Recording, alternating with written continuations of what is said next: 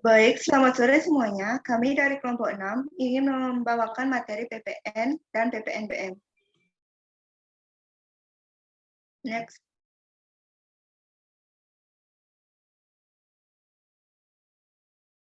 Adapun nama anggota dari kelompok kami, yaitu yang pertama, Devi Aryani Putri dengan NIM 2017041087. Yang kedua ada saya sendiri, yaitu Putu Trisna Damayanti dengan NIM 2017041128. Yang ketiga ada Komang Budi Astika Putri dengan NIM 2017041174.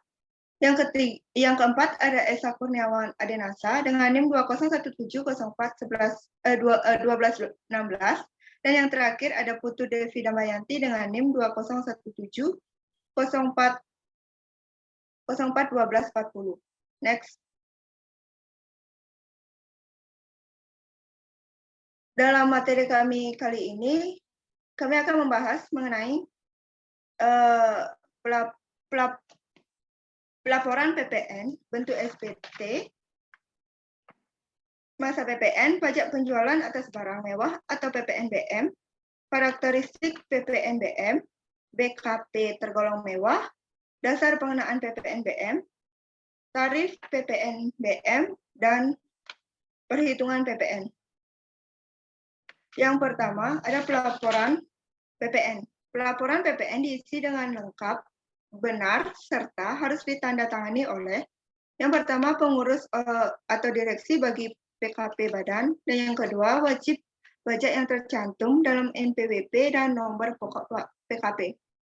Next. Bentuk SPT masa PPN. Adapun bentuk SPT masa PPN. Yang pertama ada form 1111 merupakan SPT masa PPN induk. Yang kedua form 1111A merupakan pajak keluaran. Dan yang ketiga form 1111B merupakan pajak masukan. Berdasarkan per 11/PJ/2013 mulai masa pajak Juni 2013, SPT masa PPN 1111 dapat berbentuk formulir kertas atau hard copy dan data elektronik yang disampaikan dalam media elektronik atau melalui e-filing. Next.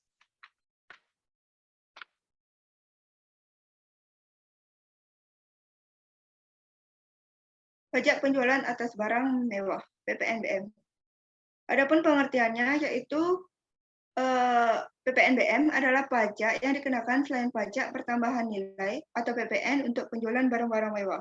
Pajak ini merupakan pajak yang dikenakan oleh pemerintah untuk menjalankan fungsi keseimbangan pembebanan pajak antara konsumen yang berpenghasilan rendah dan konsumen yang berpenghasilan tinggi. Adapun karakteristiknya adalah yang pertama, pungutan tambahan di samping PPN.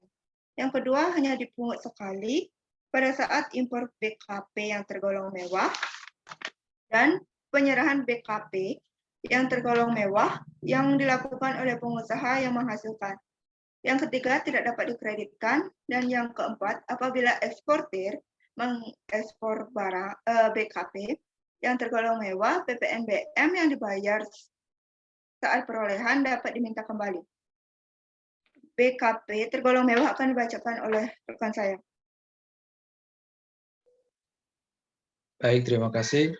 BKP tergolong mewah. Yang pertama itu yang pertama bukan barang kebutuhan pokok, yang kedua dikonsumsi masyarakat tertentu, yang ketiga pada umumnya dikonsumsi oleh masyarakat berpenghasilan tinggi, dan yang keempat dikonsumsi untuk menunjukkan status.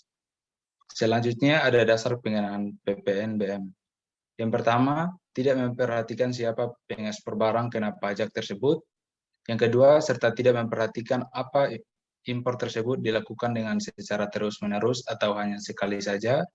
Yang ketiga, tidak memperhatikan apakah suatu bagian dari barang kena pajak tersebut telah dikenakan atau tidak dikenakan penjualan atas barang mewah pada transaksi sebelumnya. Berikutnya ada tarif PPNBM. Berdasarkan PPM nomor 33 PMK 010/2017 tentang perubahan atas Peraturan Menteri Keuangan nomor 64 PMK 011/2014 tentang jenis kendaraan bermotor yang dikenakan pajak penjualan atas barang mewah dan tata cara pemberian pembebasan dari pengenaan pajak penjualan atas barang mewah. Selanjutnya ada tarif. Yang pertama, tarif PPNBM sebesar 10% ini berlaku untuk kelompok sebagai berikut. Yang pertama ada kendaraan bermotor untuk pengangkutan 10 orang sampai dengan 15 orang termasuk pengemudi dengan motor bakar cetus api atau diesel atau semi diesel, baik yang dilengkapi dengan motor listrik maupun tidak, dengan semua kapasitas isi silinder. Yang kedua ada kendaraan bermotor untuk pengangkutan orang kurang dari 10 orang termasuk pengemudi selain sedan atau stasiun wagon dengan motor bakar cetus api, baik yang dilengkapi dengan motor listrik maupun tidak, dengan sistem satu garda penggerak dengan kapasitas isi silinder sampai dengan 1.500 cc. Yang ketiga ada kendaraan bermotor untuk pengangkutan orang kurang dari 10 orang termasuk pengemudi selain sedan atau stasiun wagon dengan motor bakar nyala kompresi atau diesel, semi diesel, baik dilengkapi dengan motor listrik maupun tidak dengan sistem satu garda penggerak dengan kapasitas isi silinder sampai dengan 1.500 cc. Berikutnya akan dibawakan oleh saudari saya. Terima kasih. Baik, terima kasih atas kesempatan yang telah diberikan. Di sini saya akan melanjutkan presentasi dari rekan saya tentang tarif PPNBM kendaraan bermotor. Yang kedua ada tarif PPNBM sebesar 20 diberlakukan untuk kelompok, salah satunya itu kendaraan bermotor untuk pengangkutan orang kurang dari 10 orang termasuk pengemudi selain sedan atau stasiun wagon dan sistem satu gardan penggerak dengan motor bakar cetus api, baik dilengkapi dengan motor listrik maupun tidak, dengan kapasitas isi silinder lebih dari 1.500 cc sampai dengan 2.500 cc.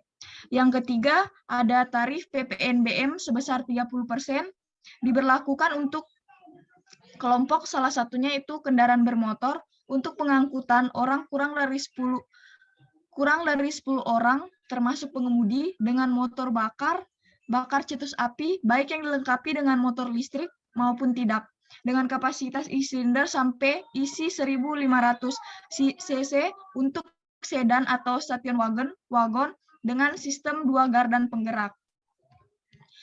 Yang keempat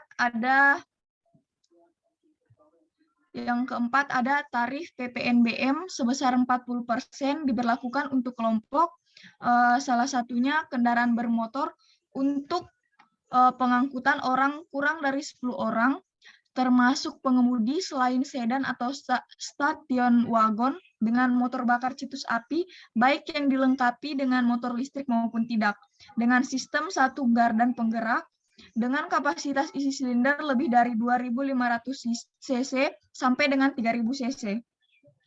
Dan yang kelima ada tarif PPNBM sebesar 5% diberlakukan bagi seluruh kendaraan yang penggunaannya dikhususkan untuk golf.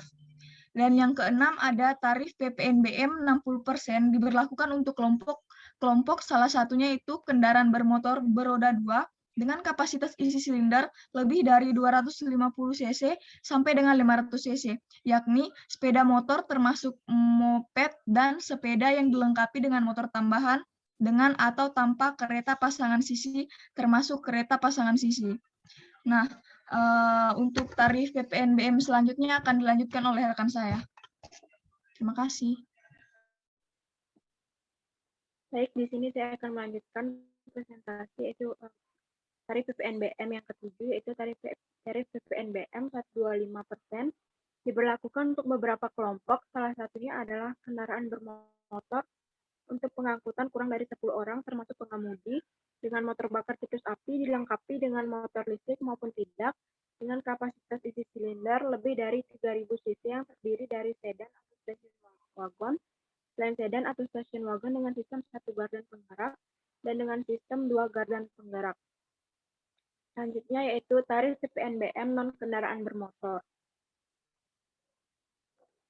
Yang pertama, tarif PPNBM untuk non-kendaraan bermotor sebesar 20% diberlakukan pada rumah dan townhouse dari jenis non-strata title dengan harga jual sebesar 20 miliar atau lebih. Yang kedua, B apartemen, kondominium, townhouse, dan jenis strata title dan sejenisnya dengan harga jual sebesar 10 miliar atau lebih. Untuk tarif PPNBM sebesar 40% untuk non-kendaraan diberlakukan pada kelompok balon udara dan balon udara yang dapat dikemudikan, pesawat udara lainnya tanpa tenaga bergerak, kelompok peluru senjata api dan senjata api lainnya, kecuali keperluan negara yang terdiri dari peluru dan sebagainya, tidak termasuk peluru senapan angin. Untuk tarif PPNBM untuk non-kendaraan bermotor sebesar 50% diberlakukan pada beberapa kelompok, salah satunya kelompok pesawat udara, kecuali untuk keperluan negara atau angkutan udara niaga yang terdiri dari helikopter, pesawat udara, dan kendaraan udara lainnya selain helikopter.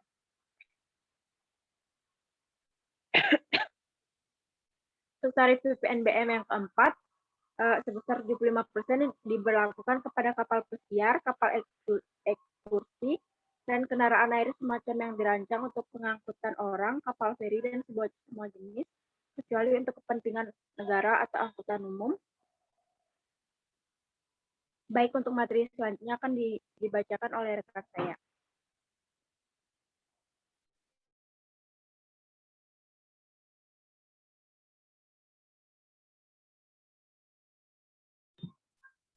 Perhitungan PPN. Contoh soalnya yaitu PT Dunia Buah adalah sebuah perusahaan distributor buah dan jus merek manis. Perusahaan memiliki NPWP dan NPKP. Adapun transaksi perusahaan pada bulan Maret 2020 adalah sebagai berikut. Yang pertama, menjual buah melon sebesar 15 juta kepada CV pelunasan pembayaran disepakati pada tanggal 10 April 2020. Transaksi yang kedua, menjual 3.000 paket jus kepada Hotel Mawar dengan nilai 60 juta sesuai kesepakatan pembayaran dilunasi pada tanggal 5 April 2020.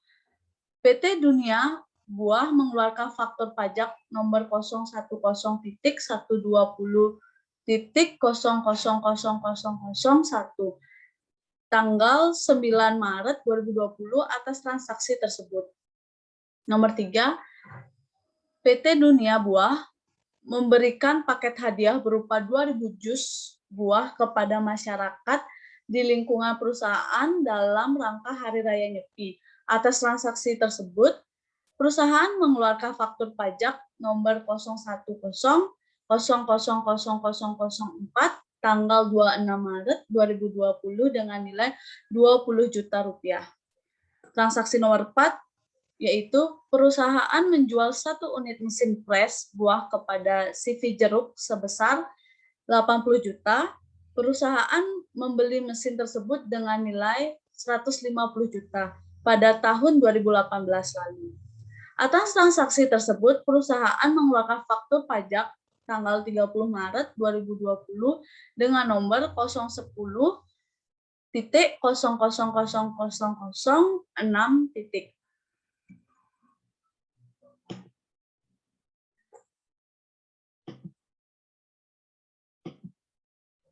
Penyelesaian dari soal tadi pada transaksi pertama yaitu tarif PPN kali penjualan 10%, tarif PPN kali penjualan sama dengan 10% kali 15 juta mendapatkan hasil 1.500.000. Transaksi yang nomor 2, tarif PPN kali penjualan sama dengan 10% dikali 60 juta sama dengan mendapatkan hasil 600. Transaksi nomor 3, tarif PPN kali hadiah sama dengan 10% kali 20 juta mendapatkan hasil 2 juta. Dan transaksi nomor 4, tarif PPN kali hasil penjualan sama dengan 10% kali 80 juta sama dengan 8 juta. Dari hasil perhitungan di atas, jumlah tarif PPN yang harus dibayar oleh PT Dunia Buah pada bulan Maret adalah kita jumlahkan dari transaksi pertama sampai transaksi 4, yaitu 1.500.000 ditambah 600 ditambah 2 juta ditambah 8 juta dengan mendapatkan hasil 12.100.000. Tetapi pada bulan Februari, PT Dunia Buah memiliki kelebihan dalam pembayaran PPN sebesar 300.000. Jadi 12.100.000 dikurangi 300 karena kelebihan bayar, maka mendapatkan hasil 11.800.000. Jadi PPN yang harus dibayar oleh PT Dunia Buah adalah sebesar 11.800.000.